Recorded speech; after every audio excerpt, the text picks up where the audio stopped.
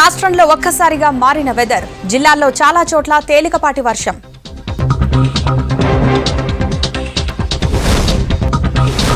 Sai Ganesh suicide కు పువ్వాడే కారణం. చర్యలు తీసుకోవాలని సిపికి బీజేపీ నేతల కంప్లైంట్. బెదిరించి భూములు కబ్జా చేస్తున్నారు. మెదక్ జిల్లాలో బాధితుల ఆవేదన.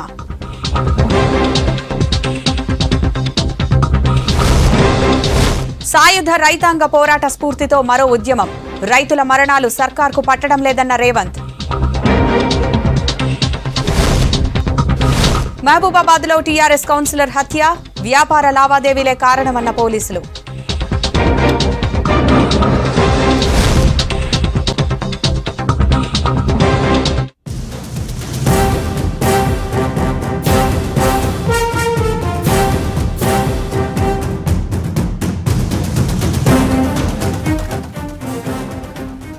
హైదరాబాద్ లో ఒక్కసారిగా వెదర్ చేంజ్ అయింది. ఉదయం నుంచి సాయంత్రం వరకు ఎండ దంచికొట్టింది. జిల్లాల్లో చాలా చోట్ల 45 డిగ్రీల ఉష్ణోగ్రతలు నమోదయ్యాయి. సాయంత్రానికి ఒక్కసారిగా వాతావరణం చల్లబడింది. హైదరాబాద్ నగరంలో చాలా చోట్ల వర్షం పడుతోంది. కుకట్పల్లి, మూసాపేట్, నిజాంపేట్, అమీర్పేట్, పంజాగుట్ట, బంజారాహిల్స్, జూబ్లీహిల్స్ తో మోస్తరు వర్షం కురిసింది. పాతబస్తీ, చాలిబండ, ఫలక్నుమా, చాంద్రాయణగుట్టలో వర్షం పడింది. అటు రంగారెడ్డి, మేడ్చల్, నల్గొండ, వికారాబాద్, సంగారెడ్డి, మెదక్, యాదాద్రి, గద్వాల్, సిద్దిపేట జిల్లాల్లో పలు ప్రాంతాల్లో ఉరుములు మెరుపులతో వర్షం కురుస్తోంది.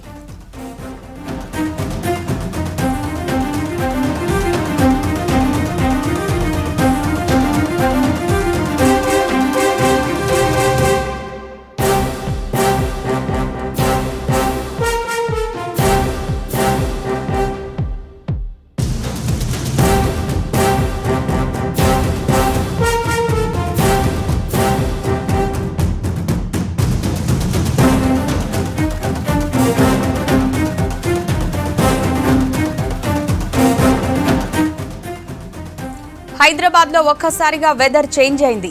ఉదయం నుంచి సాయంత్రం వరకు ఎండ దంచికొట్టింది. జిల్లాల్లో చాలా చోట్ల 45 డిగ్రీల ఉష్ణోగ్రతలు నమోదయ్యాయి. సాయంత్రానికి ఒక్కసారిగా వాతావరణం చల్లబడింది. హైదరాబాద్ నగరంలో చాలా చోట్ల వర్షం పడుతోంది. కుకట్పల్లి, మూసాపేట్, నిజాంపేట్, అమీర్పేట్, పంజాగుట్ట, బంజారాహిల్స్, జూబ్లీహిల్స్ లో మోస్తరు వర్షం కురిసింది. పాతబస్తీ, శాలిబండ, ఫలక్నుమా, చాంద్రాయణగుట్టలో వర్షం పడింది.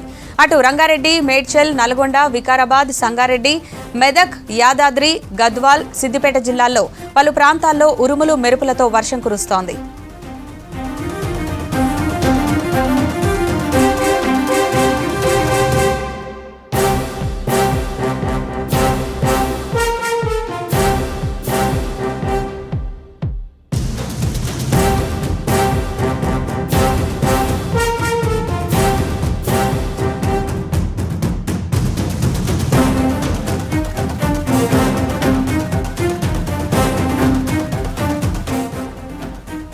అటు నాగర్ కర్నూలు జిల్లా అచ్చంపేటలో భారీ వర్షం కురిసింది. అకాల వర్షానికి మార్కెట్ యార్డులోని వేరుశెనగ పూర్తిగా తడిసిపోయింది.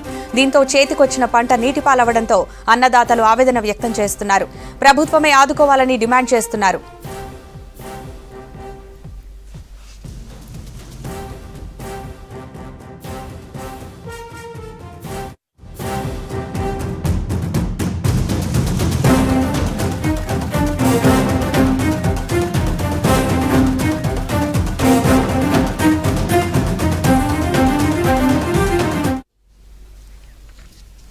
ఖమ్మంలో బీజేపీ కార్యకర్త సాయి గణేష్ ఆత్మహత్యకు మంత్రి పువ్వాడ అజయ్ కుమార్, స్థానిక కార్పొరేటరే కారణమన్నారు ఆదిలాబాద్ ఎంపీ సోయం బాపురావు, మాజీ ఎమ్మెల్యే ఎండల లక్ష్మీనారాయణ. సాయి గణేష్ పై రౌడీ షీట్ ఓపెన్ చేయడంతోనే ఆత్మహత్య చేసుకున్నాడని ఆరోపించారు. ఖమ్మంలో బాధితుడి ఇంటికి వెళ్లి కుటుంబ సభ్యులను పరామర్శించారు. సాయి గణేష్ ఫోటోకు పూలమాలలు వేసి నివాళులర్పించారు. అంతకుముందు ఖమ్మం సిపి విష్ణు వారియర్ ను కలిశారు నేతలు. బాధిత కుటుంబానికి న్యాయం చేయాలని కోరారు. సాయి ఆత్మహత్య బాధ్యులపై చర్యలు తీసుకోవాలన్నారు. మంత్రి పువ్వాడ కార్పొరేటర్ భర్త ప్రసన్న కృష్ణపై కేసు నమోదు చేస్తామని సిపి చెప్పారన్నారు నేతలు.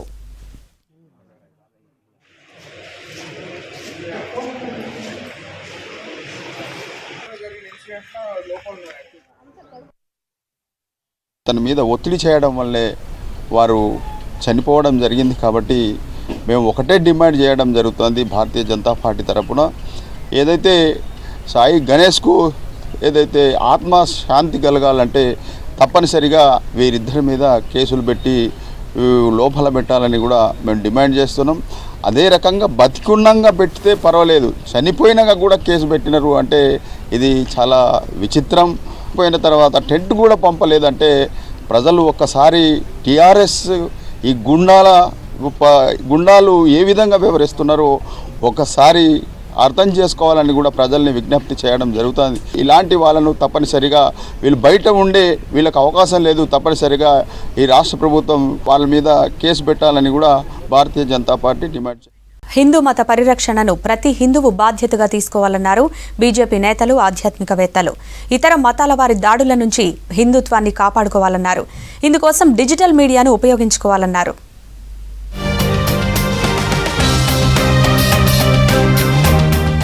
రాష్ట్రంలో హిందువులపై ఇతర మతాల వారి దాడులు పెరుగుతున్నాయన్నారు బీజేపీ సీనియర్ నేత మురళీధర్ రావు. అధికార పార్టీ నేతలు దేవాలయ భూములను కబ్జా చేస్తున్నారని ఆరోపించారు. దీనికి వ్యతిరేకంగా హిందువులంతా ఐక్యంగా పోరాటం చేయాలన్నారు.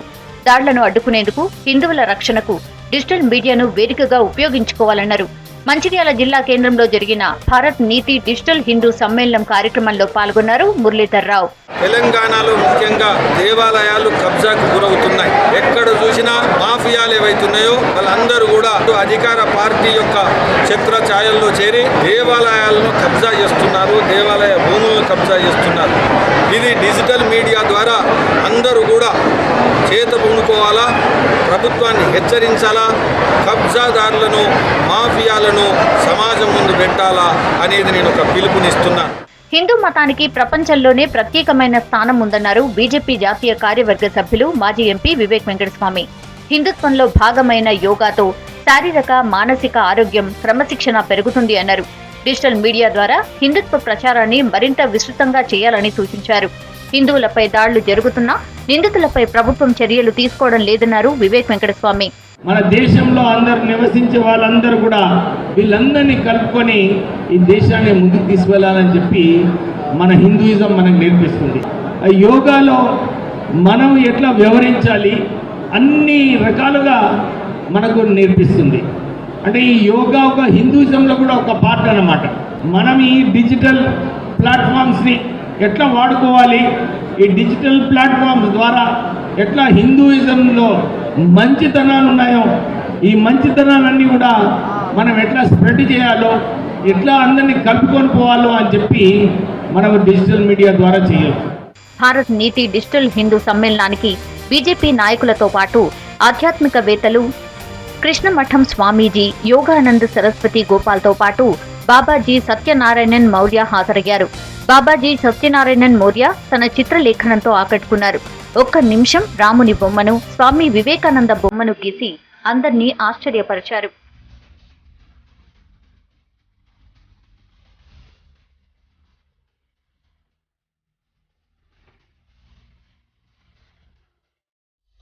డబ్బున్న వాళ్లను మరింత కోటీశ్వరులుగా చేసేందుకు టీఆర్ఎస్ ప్రభుత్వం పనిచేస్తోందన్నారు బీఎస్పీ రాష్ట్ర కోఆర్డినేటర్ ఆర్ఎస్ ప్రవీణ్ కుమార్. ఆయన చేపట్టిన బహుజన రాజ్యాధికార యాత్ర సూర్యాపేట జిల్లా కోదాడ నియోజకవర్గంలో 2వ రోజు కొనసాగుతోంది. గ్రామాల్లోని మైనింగ్ పనుల కాంట్రాక్టులను స్థానికంగా ఉన్న బహుజన బిడ్డలకు కాకుండా వేరే ప్రాంతాల వాళ్లకు, డబ్బున్న వాళ్లకు ప్రభుత్వం అప్పగిస్తోందన్నారు. రాబో రోజుల్లో తెలంగాణలో నీలి జెండా ఎగరవేయడం ఖాయమన్నారు ప్రవీణ్ కుమార్.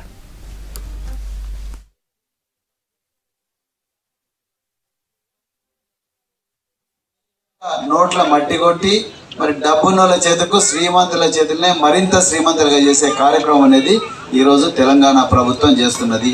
దానికి వ్యతిరేకంగానే బహుజన సమాజ్ పార్టీ పేద ప్రజల హక్కులు కాపాడడం కోసం, వాళ్ళ జీవనోపాధి కాపాడడం కోసమే వీరోచిత పోరాటం చేస్తున్నది మిత్రులారా. మరి రాబోయే రోజుల్లో నేను ఇక్కడ ఉండే ఈ తెలంగాణలో ఉండే బీసీ బిడ్డలందరికీ, బీసీ నాయకులందరికీ ఎన్ని రోజులని మీరు ఆ దోపిడి దొంగల పార్టీల్లో సెల్లులల్లా బందీ అవుతారు. వీటిని ఒక్క దెబ్బకు ఖతం చేసి మరి బహుజన సమాజ్ పార్టీ.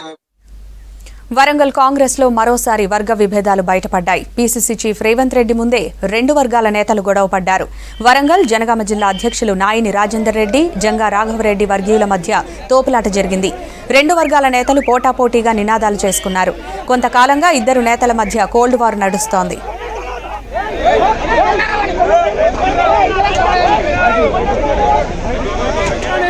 అన్నా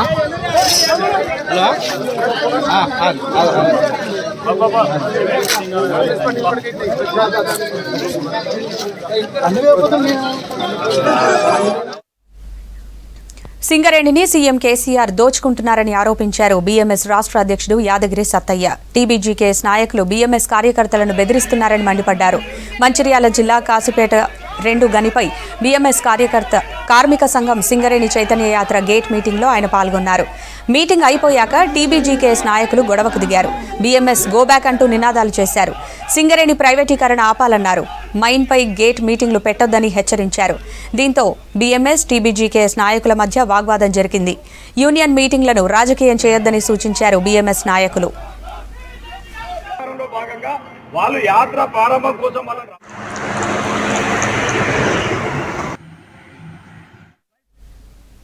కామారెడ్డిలోని దేవునిపల్లి మండల ప్రాథమిక పాఠశాలలో 5వ తరగతి విద్యార్థులకు 2 పరీక్షలు నిర్వహించలేదు టీచర్లు. స్కూల్లో పనిచేస్తున్న ఓ టీచర్కు చికెన్ పాక్స్ సోకిందని విద్యార్థులను ఇంగ్లీష్, సోషల్ పరీక్షలు రాయనివ్వలేదు. స్కూల్లో మొత్తం 4 ఉపాధ్యాయులుండగా ఒకరు డిప్యూటేషన్పై వెళ్లారు. మరొకరికి చికెన్ పాక్స్ రావడంతో మిగతా ఉపాధ్యాయులు పరీక్షలు నిర్వహించలేదు. అయితే టీచర్లు ఎవరి సబ్జెక్టుకు సంబంధించి వారే పరీక్షలు నిర్వహిస్తున్నారని తెలిపారు స్కూల్ ప్రిన్సిపల్ ఉమాకాంతరావు. విద్యార్థులకు మళ్లీ పరీక్షలు నిర్వహిస్తామన్నారు.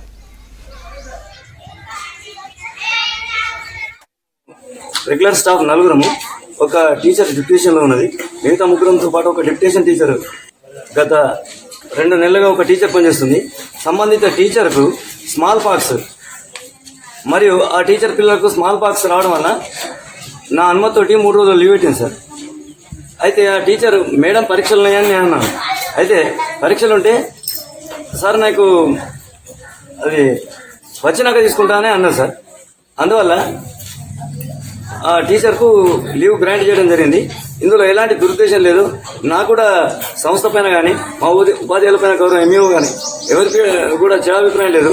నాకు ఎవరి మీద కూడా పిల్లలకు కండక్ట్ చేయడం జరుగుతుంది. స్వప్న మేడం డిప్యూటేషన్ టీచర్ పేరు డిప్యూటేషన్ మేడం స్వప్న.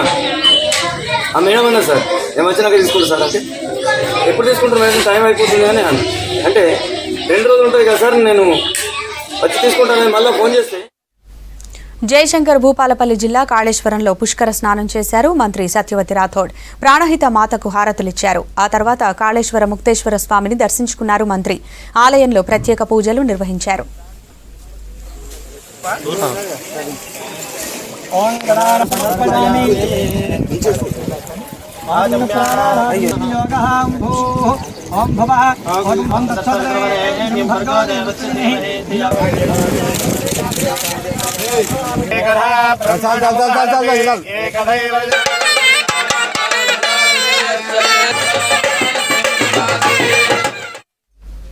ప్రాణహిత పుష్కరాలు 9వ రోజు కొనసాగుతున్నాయి. కుమ్రంభీం ఆసిఫాబాద్ జిల్లా కౌటాల మండలం తుమ్మిడిహెట్టి ప్రాణహిత పుష్కర ఘాట్ దగ్గర భక్తులు పుణ్యస్నానాలు చేస్తున్నారు.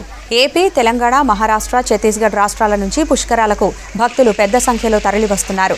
దీంతో పుష్కర ఘాట్లు భక్తులతో కిటకిటలాడుతున్నాయి. పుష్కర స్నానాలకు వచ్చే భక్తుల కోసం అన్ని ఏర్పాట్లు చేశారు అధికారులు. ప్రతిరోజు అన్నదానం నిర్వహిస్తున్నారు.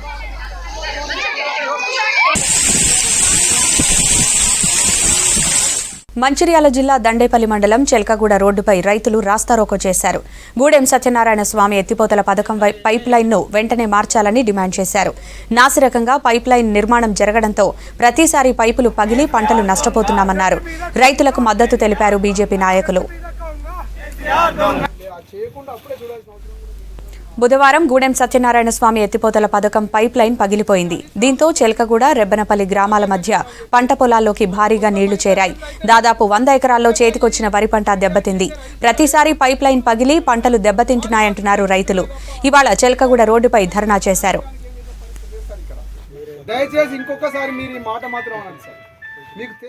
ఇళ్లలోకి 1-2 కోతులొస్తేనే బీభత్సం సృష్టిస్తాయి. కోతుల బెడదతో రైతులు, జనం తీవ్ర ఇబ్బందులు పడుతుంటారు. పంట పొలాలను, ఇంట్లో మొక్కలను నాశనం చేసి కానీ వెళ్లవు. వచ్చిన 4-5 కోతులతోనే ఇంత ఇబ్బంది ఉంటే ఇక వేలల్లో, లక్షల్లో కోతులుంటే పరిస్థితి ఎలా ఉంటుంది? యాదాద్రి జిల్లాలో కోతుల సంఖ్య జనాభాతో పోటీ పడుతోంది.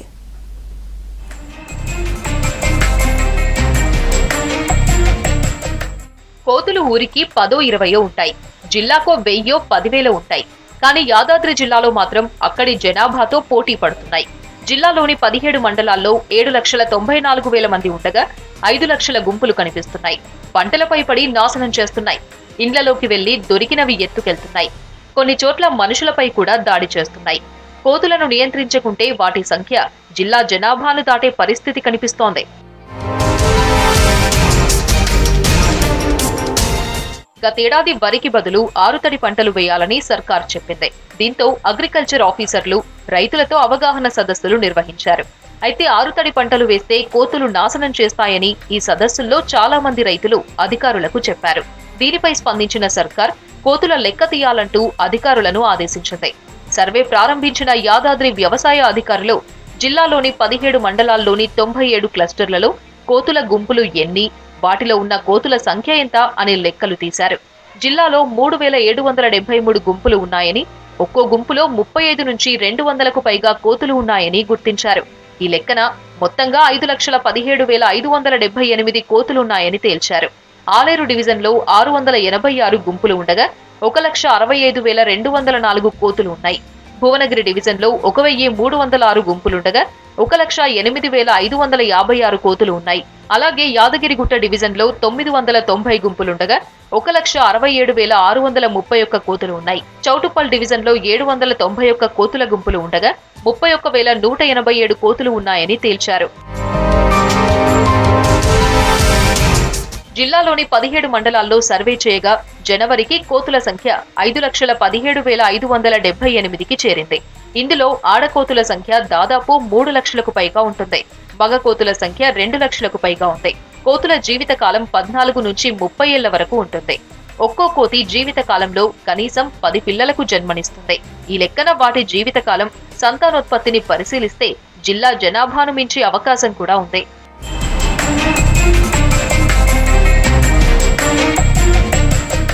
అడవులు తగ్గిపోవడం, పండ్ల చెట్లు లేకపోవడంతో కోతులు గ్రామాల్లోకి ప్రవేశిస్తున్నాయి. ఎక్కడైనా పెంకుటిల్లు ఉంటే పీకి పందిరేస్తున్నాయి. కూరగాయల తోటలు, పండ్ల తోటలను ధ్వంసం చేస్తున్నాయి. జనంపై దాడి చేస్తున్న ఘటనలు కూడా ఉన్నాయి. కోతుల నియంత్రణలో భాగంగా ఇప్పటిదాకా పంచాయతీ, మున్సిపాలిటీల అధికారులు చర్చలు చేపట్టారు. కోతులను పట్టుకుని ఇతర ప్రాంతాల్లో వదిలేసి వచ్చేవాళ్లు. అయినా కోతులు మళ్లీ వచ్చేస్తున్నాయని గ్రామస్తులు అంటున్నారు. హిమాచల్ ప్రదేశ్ లో కోతుల జనాభాను నియంత్రించేందుకు ఫ్యామిలీ ప్లానింగ్ ఆపరేషన్లు చేస్తున్నారు. ఇదే విషయంపై గతంలో ప్రభుత్వం ఆలోచనలు చేసినా అది ఆచరణలోకి రాలేదు. ఇప్పటికైనా కోతులను నియంత్రించడానికి ప్రభుత్వం చర్యలు తీసుకోవాల్సిన అవసరం ఉంది.